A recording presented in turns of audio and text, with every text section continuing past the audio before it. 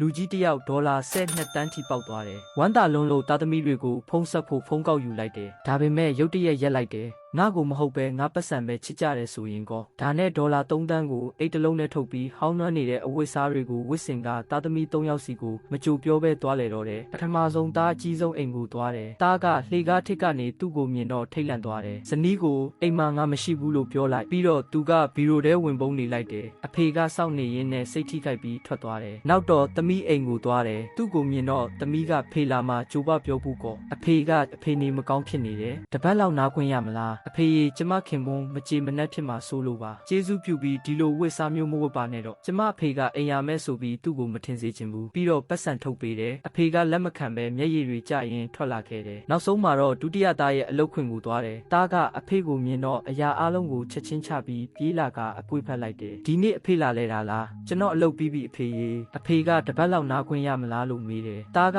ပြုံးပြီးပြောတယ်အဖေစိတ်တိုင်းကြနေပါအဖေရေကျွန်တော်အိမ်ဟာအဖေအိမ်ပါပဲအဖေရာအဖေကငိုချလိုက်တယ်အိတ်ကိုဖွင့်ပြီးဒေါ်လာ3တန်းကိုပြလိုက်တယ်ငါသားအဖေကိုဘာမှမစင်စားပဲလက်ခံတဲ့အတွက်ဒီပတ်စံဟာမင်းအတွက်ပါပဲတကယ်မြတ်တာဟာပတ်စံအပေါ်မှာမူတည်တာမဟုတ်လို့ပါရိုသေလေးစားမှုမိဘတွေကိုဘယ်တော့မှမနှိမ်တတ်တဲ့စိတ်ပါတင်းရဲ့မိဘတွေကိုဘယ်တော့မှမနှိမ်ဘူးဆိုရင်အသေးနှလုံးနှိပ်ခဲ့ပါ